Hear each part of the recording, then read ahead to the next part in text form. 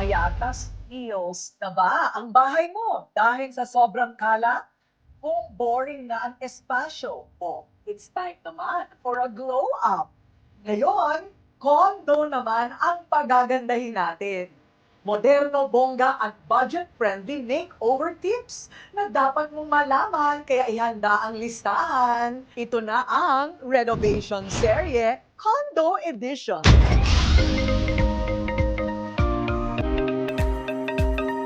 Ang gulo-gulo. Walang direksyon dahil tambakan to the highest level ang bawat sulok at paligid. Ganito namin naabutan ang condominium unit ng aking little bro. Bilang kanyang very reliable na ate, hindi naman ako papayag na parang binagyo ang tinitirhan ng kapatid ko, no? Kaya to the rescue po ang inyong lingkod. Hala, sige at simulan na natin ang makeover sa kanyang pad. You know the drill. Overhaul dapat kapag ganito. Malayo sa itsura ng condo unit ngayon ng aking kapatid ang gusto niyang design. Japanese-inspired daw kasi ang peg na gusto niya. Ang tanong, maa-achieve ba natin ito? Siyempre, pag ganitong renovation at glow up, kailangan natin ang expert. No other than the best, ang Mod and Noble. Ito yung magiging peg dun sa isang unit. Ang tawag dito ay Japanese style. So ito siya very minimalist, may beige colors, light green, so light wood, maraming storage, marami tayong storage na gagawin. Yan, minaximize natin yung kitchen. Tapos may bar counter tayo na magiging dining area rin. Dahil condo unit ito, medyo maliit ang espasyo. Kaya ang plano dapat maging space saver. So kung meron kang condo unit tulad ng studio or one bedroom, ang pinaka-tip namin talaga is to maximize the unit. So maximize the space, lagyan ng maraming storage, lagyan nyo ng platform bed na may storage sa ilalim. Pwede tayong gumamit ng light colors. Oops, there's more! Hindi lang isang condo unit ang ating pagagandahin. Dahil pag akyat natin ng ilang floor, heto taayusin din natin ang isa pang unit ng brother ko. Nako, iba naman ang peg. Very panglalaki at neutral colors. Sa kabilang unit naman, ito ang magiging peg natin, industrial design. So ang gagamitin natin kulay dito is dark, monochromatic black, gray, and light gray with a pop of color na brown, copper. Gumamit tayo ng mga materyales na katulad ng paint finish na semento ang itsura. At the same time, mga tiles dito sa kitchen para durable at the same time hindi ganon kamahalan. Sa toilet, gumamit tayo ng chevron tiles which is color black. Pero kailangan natin kapag gumamit tayo ng black, dagdagan natin ng kulay, ng ilaw. Habang inuumpisahan na ang gawaan, metikuloso naming pinili ng Mod and Noble ang magiging partners namin sa renovation serye na ito. Umpisahan natin sa general floor tiles, wall tiles, kitchen splashboard, kitchen fixtures at mga eskaparate sa banyo. Lahat ng yan, sagot ng Dexterton. Quality and stylish. Sa pag-aayos ng mga espasyo, maganda talaga kung halos kumpleto na ang lugar na pupuntahan ninyo para mamili.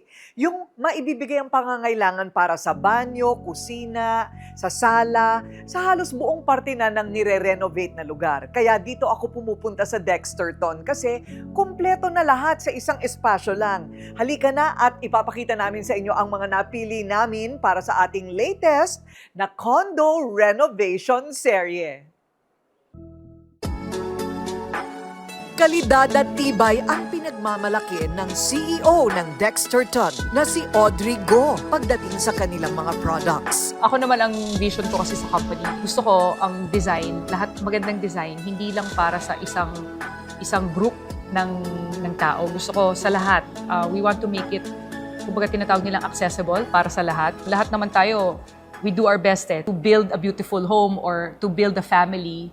And I think everyone deserves to have a space that they think is their version of luxury. Hindi raw talaga sila mapapahiya sa customer kapag na-install na ang kanilang mga produkto, ang mga design ng kanilang products. Dapat relate sa kwento ng buhay ng unit owner. Ang importante sa akin is ma-fulfill ko yung vision, yung storya ng buhay ng mga tao based on their life stage, kung saan sila nagpunta, anong ginawa nila. So yun talaga yung dream namin dito ngayon is to give a range. Hindi lang ito, meron kami A, B, C, D. Kahit ano pang budget ninyo, meron silang pwedeng i-offer. And lahat yan, dapat may basic principles of what we sell. So for example, A, B, C, or D, it has to be good design. It has to be well-priced. It has to be honest, meaning integrity. It means that it will last long. Bumili sila sa Dexterton. Ito yung standard. And yung hard-earned money nila will come back through a very a good product. Malawak kasi ang line of products nila. Talagang pinupuntahan ng mga tao dito would be siguro yung mga fixtures. So what are fixtures? Fixtures tinatawag ng mga faucets for your bathroom, for your kitchen, tiles, so anything that you put on your floor or wall. We also have mga toilets. Aside from that, we also have tinatawag naming surface materials na ngayon. So surface materials, yan yung hindi siya tile, made of new materials na madali lang siyang ikabit sa walls. Actually, lahat ng mga kailangan mo to finish a house. Inspired ito sa sigasig ng tatay ni Audrey. Like usually, ang parents ko, paggising, diretso na yan, magtatrabaho na yan. Dati nag-start kasi kami sa Caloocan. Sa Caloocan, I always say it's like a very maliit na shop house lang siya. Alam mo yung sa may 6th Avenue, siguro isang room lang. And in fact, nung nagsisimulang pala kami, yung mga kapatid ko, nakatira lang sila sa taas ng shop. And slowly, nag-expand kami within that small shop, yung katabi, and then yung katabi ng katabi, hanggang sa nagkaroon na kami ng tinatawag naming showroom. Kaya hindi talaga ako nagdalawang isip na ang Dexterton ang ating gawing isa sa mga major partner dito sa ating Upland Condo Renovation. One-stop shop ang Dexterton. May pansala, pangkusina, pangbanyo at kung ano-ano pa. May mga materials kami, for example, yung mga vanities na all-in-one na siya. So, pwede naman magpasadya, of course, but syempre, matrabaho yung magme-measure pa. Minsan, measurement, hindi tama.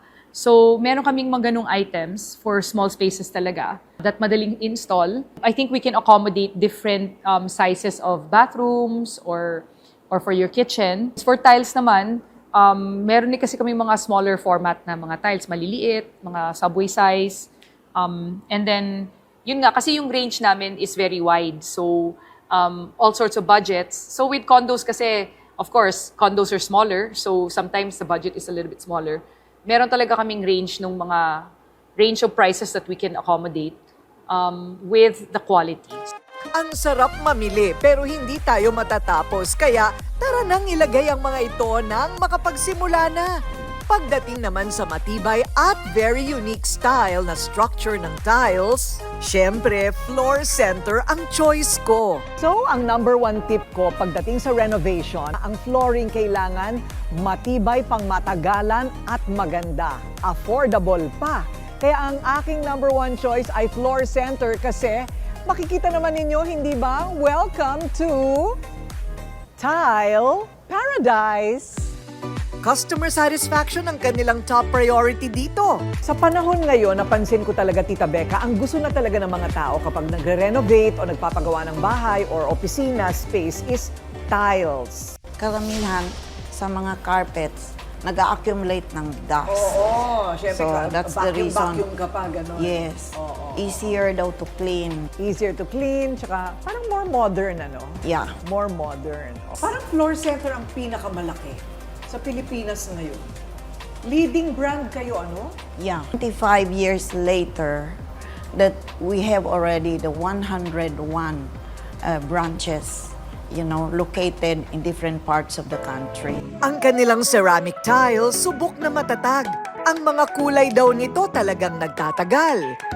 Ang mga porcelain tiles naman nila siguradong hindi agad mababasag dahil may pinakamababang absorption rate ito. Why is this top of the line now? And why is it the most favorite? This is the favorite because it can be used basically anywhere. You can use it on a countertop, you can use it on a floor, you can use it on a wall, you can use it on furniture. O di ba panalo kapag nailagay na sa kondo? Hindi kompleto ang renovation kung wala ang mga wood needs o mga gamit na gawa sa kahoy. Pero take note, kung maglalagay ng kahoy sa condo, dapat yung hindi madaling anayin at hindi basta-basta masisira kung sakaling mabasa ng tubig. Kaya sa Matimco, as always, ang first choice ko. Pagdating sa wood o kahoy naman, o eto na ang shopping natin sa ating renovation serye. Ayan, Matimco ang choice. Halika na, shopping na tayo. Hinihintay na tayo ng Modern Noble sa loob. Nagustuhan ko kasi dito ang pagka-eco-friendly ng kanilang mga materyales na ginamit sa wood. Hindi natutuklap, hindi rin madaling maagnas. Wow, Marian, ang gaganda ng mga kahoy. O, depende, no? Sa gusto mo, yung pwedeng painted, Yes. pwede ring varnish lang. Yes, Tapos correct. pwedeng treated. Yes, correct, Ayun. Ito ma'am. mga nasa likod mo, halimbawa, ano yan?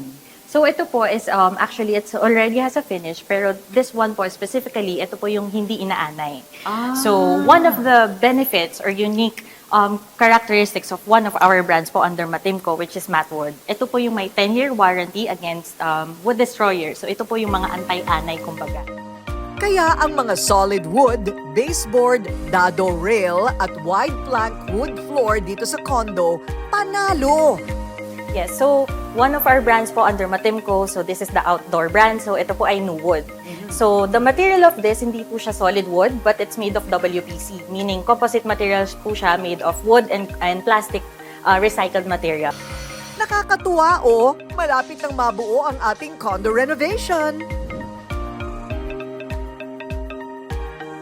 Para lalong maging aesthetic, need natin ng mga magaganda at stylish na mga furniture, decorative lights, at accessories. Saan pa ba ang best place to be para mamili ng mga ganito? Walang iba kung hindi sa Shadows and Patterns. Shadows and Patterns. Dito ako pumunta sa Estancia Mall here in Pasig for lighting accessories.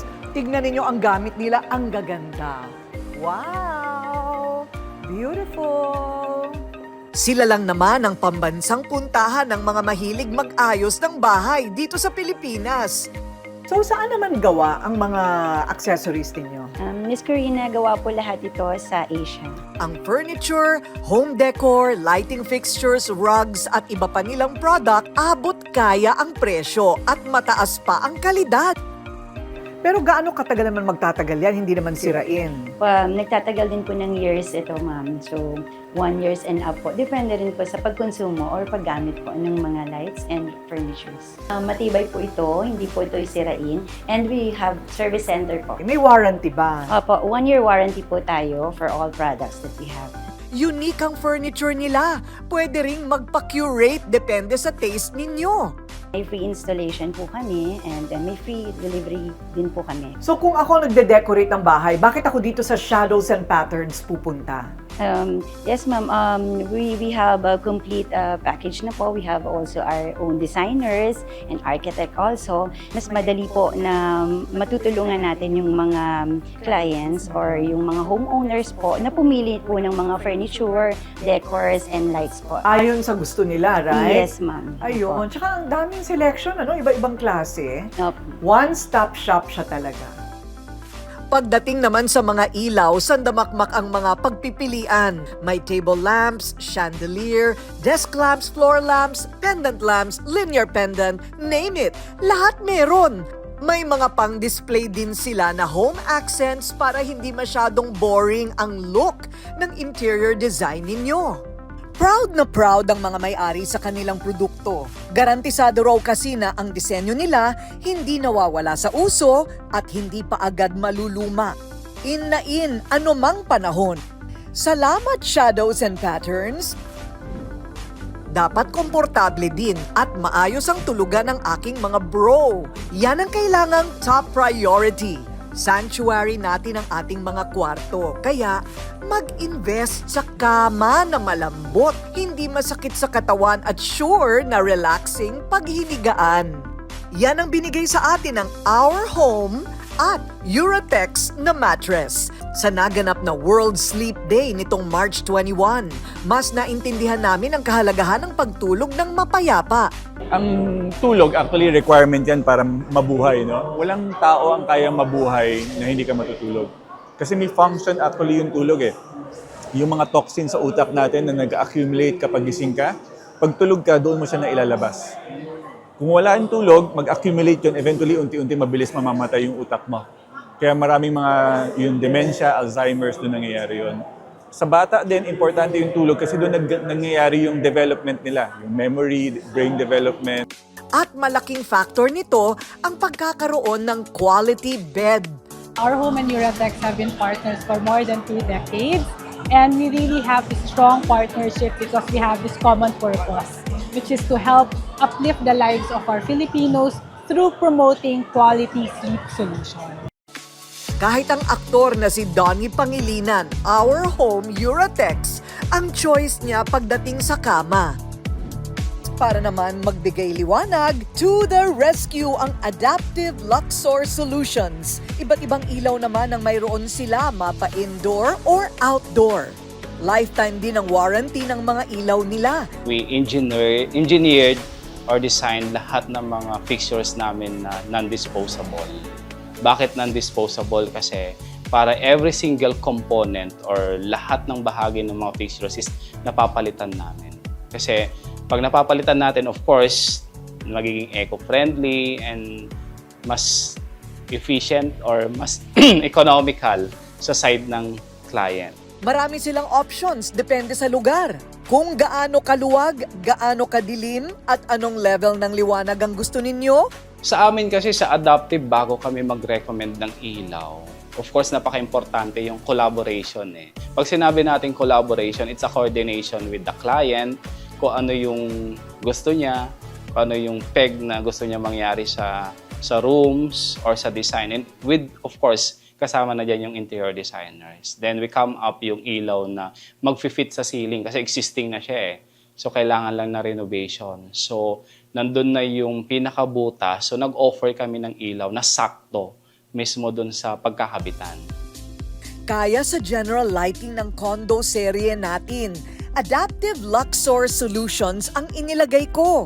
Kita nyo naman, instant liwanag, ang lakas makaibang bansa ang feels. Handa na ba kayo sa revelation ng mga condo?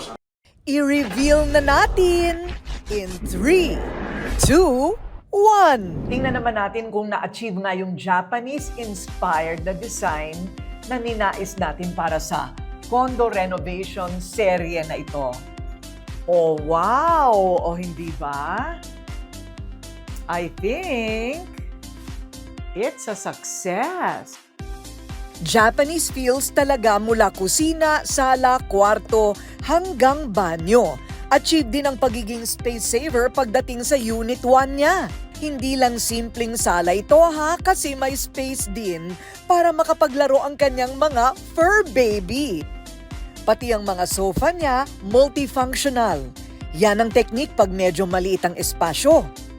Another successful project. O iba naman ito, di ba? Dahil ang challenge naman natin dito yung maliit ang espasyo. Yes po. So ano naman ang ginawa ninyo para mapaganda ng ganito yung maliit na space? We've made smart space planning para po mas mapalaki yung area. And also po, design kami ng platform sa living room and sa bedroom para po magkaroon ng extra storage sa client. Paano mo ma-achieve ang Japanese theme na hindi masyadong gagastos? Para ma-achieve, Miss Corina, ang Japanese theme, una yung Japan theme is very minimalist in colors. So we use light colors. We use earth colors na color green. And very, lang po talaga, contemporary in shape and style po. Okay, so ito hindi yan totoong bamboo. Hindi po yan totoong bamboo. Ito ay kahoy lamang po, Oo, na kahoy. pininturahan. So ano naman ang tips mo sa mga taong gustong magpa-renovate ng maliit na espasyo, yung tipong one-bedroom unit? Every space po dapat natin i-maximize. Ilagyan natin ng mga storage yung ilalim ng kama. We can use a platform bed. Sa lighting, dapat yung ambient na color is warm white lang, na may mix ng cool white. Then the colors, really light colors lang at no partition. So, challenging ba yung pag-ayos ng room at bedroom, banyo? Challenging po siya, ma'am, in a sense na kasi po yung layout ng condo unit is really tight at nung una natin siya na turnover ay may mga pintuan na hindi dapat doon. So, ngayon, ginawa natin siyang sliding door na pinasok natin sa loob na ang design ay very tatami, very Japanese. Tingnan naman natin ang naging final look ng Condo 2. At dito naman tayo sa ating pangalawang unit. Wow! Kayo na ang humusga kung success ba kami sa ating condo renovation serye number 2.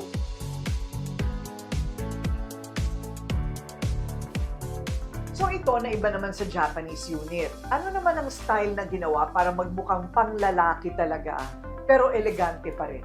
Tama, ma'am. Very different ang mood ang atake namin dito. Bali, ang design na ginawa natin ay very edgy, masculine, and very dark. Pero hindi naman sobrang dark kasi may mga ilaw naman na magaganda. Tama. Oo, para enough. So when you say dark, ayan yung mga wall na itim, The colors, textured, oo, parang copper, mga ganun gray, parang kulay, semento. Pero actually, pininturahan niya. paint lang. So Iris, kahit na dark ang motif, syempre lutang pa rin yung ganda. Paano yon nasa kombinasyon ng mga kulay? Sa mga interior design po, madalas po iniiwasan natin ng dark color because it makes the room smaller and darker. But when you make it, use it nicely, magiging edgy po ito, looks sleek and modern. Okay, so depende sa kulay na pipiliin.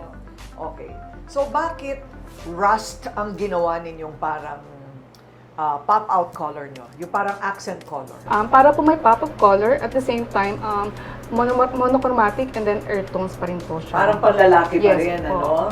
Parang napaka-komportable ng bed. Ano ba ang style para maging comfy ang kwarto? Una po sa lahat, Miss Corina, para maging comfy ang kwarto, dadaanin natin siya first sa ilaw. So sa lighting, gumamit kami ng ambient lighting, may pendant light, mayroong table lamp. Tapos po, nag-track light kami for an accent lighting. Para yung mood ng pagtutulog ninyo, hindi siya ganoon kasobrang liwanag. Then for the beddings, nag-double layering tayo ng pillows, may duvet, and may flat sheet. So hindi naman kayo na-challenge o nalito na dalawang magkaibang design sa maliit na spaces na condo ang pinagsabay ninyo? Actually, Miss Corina, this is very challenging because of the space. It has limited space, so kailangan po namin gumawa ng solusyon para po maging functional every corners of the space. And also po, Miss Corina, we had technical issues like the plumbing and then the electricals na kailangan po namin harapin habang kinoconstruct itong unit. And also, when it comes to sa design naman po, nagkaroon din po kami ng challenging kasi nagkaroon po konting pagbabago. Kaya kailangan po namin i-adjust yung mga plans and also po yung timeline. So, pero paano yan? Pagbukas ng pinto, nakikita ka agad yung kama. Meron po tayong way dyan, Miss Corina. So naglagay po kami ng partition na now open and close. So ito pong sliding door. This is a 2-door po. So there's an option po na pwedeng ganito lang siya. Pwede rin natin siya i-fully close. And may stopper naman po sa ilalim. Ayun. So, pwedeng hindi na nakikita yun. Tama. Parang ito na yung sala niya. Yes Di po. ba? Tamang-tama kung isa lang ang nakatira. Tama po. Ang tanong, happy naman ba ang titira sa resulta? Isipin nyo yung ano yung important sa inyo, maximize the space, at the same time kung ilang taong titira. Balance ng mga gamit sa mga taong titira. Nagpunta kaming Japan. There was one time nag-Airbnb kami and nag-rent kami ng place and I found the design really interesting kasi even if in a small, well, yung lugar, very clean, functional. Since maliit yung lugar, ayoko yung cluttered yung lugar and ayoko yung nakakalat yung mga gamit. I opted to get or to have more cabinets para pwedeng itago yung mga gamit. I designed the place in such a way to accommodate my dogs. I have 3 mini schnauzers. Maliit lang siya. And the platform behind me, yan yung may foxhole yan sa ilalim. So nakakapasok dyan yung mga dogs ko. So kaya ko rin siya dinesign in such a way na elevated para meron silang taguan. Meron siyang tulugan sa loob, may ilaw. And at the same time, pag tanggalin mo yung rug, may mga trapdoor siya, pwedeng buksan. So anytime pwedeng linisin yung loob. Kung meron man akong natutunan sa aking ginawa, ito ang pagiging creative, maparaan, at wais pagdating sa gastusan sa bahay. Huwag ding ipagsawalang bahala ang pag-aayos ng mga gamit sa ating tahanan. Dahil ang maaliwalas na tinitirhan na walang kalat ay may magandang dulot sa ating buhay. Till our next renovation serye, malay nyo, ang unit nyo na ang susunod na aayusin namin.